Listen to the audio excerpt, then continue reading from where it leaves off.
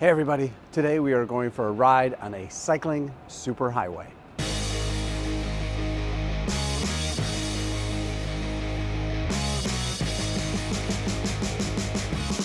Hey everyone, I'm Tom and this is Shifter, a channel about urban cycling, bike commuting, and the ways we get around our cities. So I'm in London today, and you see the sign above me? CS3, that's the route we're taking today. That stands for Cycling Superhighway 3.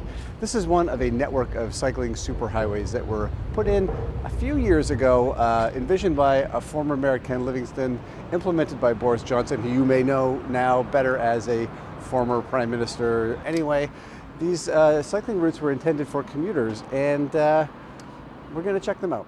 Cycling superhighways are still pretty rare. Only a few cities have built them, but I've heard a lot about them over the years and the way they can really be game changers for cities because they can elicit kind of a mass change in transportation habits pretty quickly. I've never actually been on one before, so I'm looking forward to taking this one from end to end to see if they really can make a huge difference in a city. So I hope you can hear me above the sound of my public bike share bike, but cycling superhighways are a way of getting a lot of commuters into a certain area quickly. They're a big step forward in bike friendliness in a lot of cities. It really is a sign that a city is starting to take cycling seriously. This route was part of a network of, I think, about a dozen superhighways that were envisioned to get people into London from the suburban areas. Not all of them were built, but there is a pretty good network of them now. This is CS3. I'm starting around the Canary Wharf area. Canary Wharf?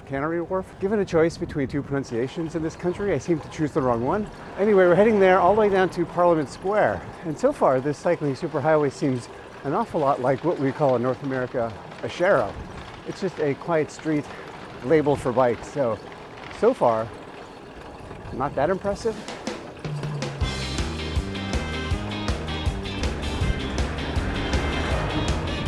Okay, the first thing I want to point out, and this is maybe pretty minor, you see this in this pedestrian area where there's a crossing, it's elevated so that the pedestrians are up a little bit higher.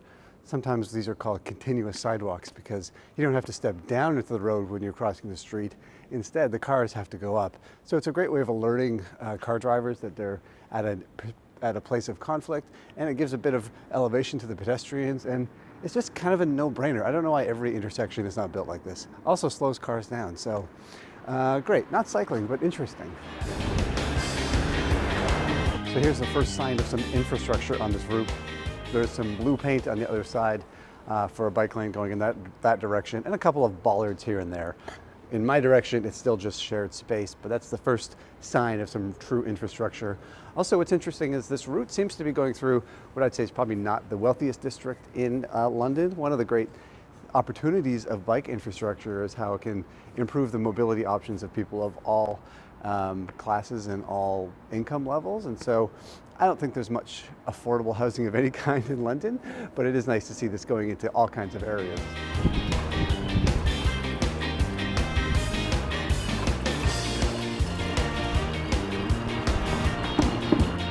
Look at this, a winding route through a park. I guess the temptation to make like windy routes through green spaces exists in the minds of planners everywhere. Okay, the first bit of separated infrastructure. The bike lane has popped up onto a curb here, and for you North Americans, that's spelled K-E-R-B, curb. And I sort of like being elevated. I like a concrete barrier of some kind to separate cars and bikes. Oh, look at this weird dip. I'm crossing the road here. Weird, I guess they're just trying to find space where they can, but that wasn't great. So basically I'm up on a sidewalk. I'm elevated from the traffic a bit, which I like. I like the separation, and it does put us on par with the pedestrians on the sidewalk, even though there is still separation there. So this is pretty good. The downside here is that this is a Saturday morning and it's pretty quiet, so this is fine, but this does seem pretty narrow. I think on a busy rush hour, this will get pretty crowded, and because it's so narrow, it might be a bit tricky to ride.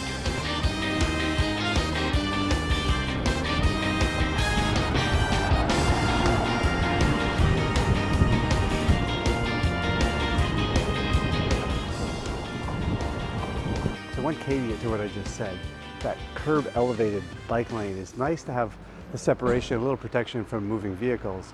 But when it's so narrow and it's bi-directional, if you get pushed a little bit to the curbside, that would be a little precarious. I sometimes felt like I was being pushed off to the side. And maybe maybe fall off the curb onto the road. Another thing I wanted to point out today is the sign. The wayfinding on this route is pretty good. This tells me the name of the route, which is also painted on the road or on the route, and there's times on there too, so it lets me know destinations and how long it's going to get. I mean, my bar for wayfinding in my city is pretty low. It's basically in the basement, so anything is good, but it's not bad.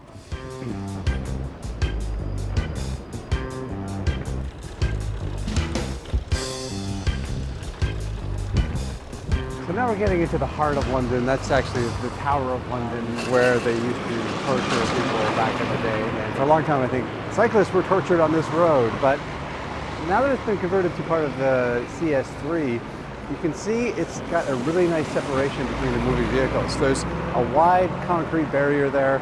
It's still a two-way bi-directional, but it's widened a little bit, and there is nice separation between pedestrians and cars. So not torturous, actually quite nice.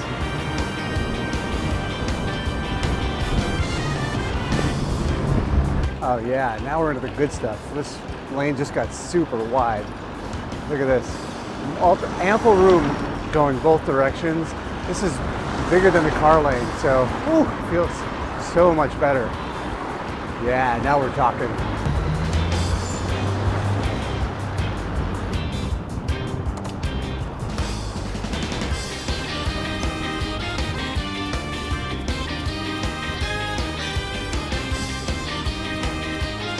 Okay, the separated cycle track just switched sides of the road, which is a bit awkward, having to cross for no reason seemingly. But there is a good reason actually. It's because now we're on the side of the road right near the river. So this stretch is pretty special, riding your bike in a nice wide separated safe bike lane next to pedestrians, next to the Thames is a pretty special experience.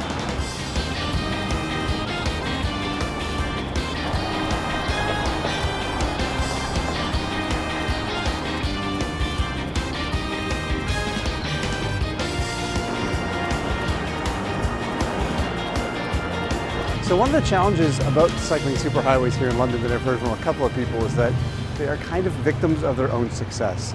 They've gotten so popular and so well used that they're getting crowded and maybe a bit dangerous at some points in the day because of that crowdiness. Crowdiness, is that a word? I've also noticed today there's lots of recreational riders out in spandex moving pretty quickly, and that's because it's a beautiful route along the river and it's safe. And so when you get those fast-moving Lycra types and the slow-moving cargo bikes and the moms taking their kids and tourists like me on my bike share, the different speeds, the different uses can create conflict. So I think for most cities in North America, that would be a great problem to have, too much success, but it is something to think about. It's something to watch as a city like London evolves in its bike friendliness, how other cities can adapt these kinds of ideas. Okay, I'm at the end of my cycling superhighway adventure, and not the end of the route. It actually goes quite a bit farther in both directions. But this is the end for me because, well, I'm tired. And overall, I gotta say, it feels like a superhighway in a city like London. It was a real game changer. I've talked to a couple locals. I just bumped into somebody who's a fan of the channel. And it sounds like the cycling superhighways were a game changer for the city in a couple of ways. One is just like a symbol. The fact that they went in and were successful shows that this city is ready for cycling. It sort of got over the anxiety. It wasn't easy. Like most cities, it was a big debate here, and it continues to be a debate. Cycling continues to be a debate, especially because there's not as much space on these streets as a lot of other cities. Like if you live in a North American city and your city builders are saying there's no space, come on, come to London. There's no space here, and they're finding a way to make it work. And I think a key component of a cycling superhighway is that it gets you quickly and efficiently where you need to go. If it was just to be a disconnected route that would take you off the beaten track, that wouldn't help anybody. What's key is that it gets you to the places that people need to go, and in this case, it's mostly commuters. A couple thoughts on this route specifically is that I was just reminded that concrete beats paint in every moment. I mean, the painted routes here are just as meh as they are everywhere else, but the separated routes are amazing. Width is a problem here in some places. It gets pretty narrow, and in those rush hours it would be a little precarious, especially when there's a curb there. But in the areas where they're wide, they're really amazing to ride. This ride along the river is just like, I'd say one of the best city rides I've ever done. And then there's the challenge of numbers. There are so many people using this route now and other routes like it that they're getting really crowded. They're actually changing the name of them, not calling them cycling superhighways anymore. I think part of that is to get away from the idea that they're only fast routes, only for commuters. And so one of the things that has happened here too is that there's so many different types of cyclists. London is such a busy, diverse city that there's fast people in Lycra and people on Bromptons and fast people in Lycra on Bromptons and cargo bikes and all kinds in between. That mix of cyclists is a little difficult to manage, so we're going to have to figure that one out. But the key part, I think, is that a cycling superhighway is just one part of the infrastructure mix in a city. It's great for commuters, it gets out to the suburbs, but I also like what else is happening here elsewhere with the quiet streets and the low traffic streets. It's really like what works, I think, is a mix in a city as busy and vibrant as London. You know, this is not like riding in Copenhagen or Amsterdam, but it's a very different city too. So, you know, I'm really impressed with cycling here in London. It's got a ways to go, don't get me wrong. It's still a bit disconnected. There are still some places where the separation isn't great. There's lots of places where you have to ride with traffic, but the cycling superhighway is an amazing part of that mix. And you know, if you're in one of those cities that's debating it, get your mayor to come here and go for a ride. I think it might convince them. Thanks for watching. See you next time.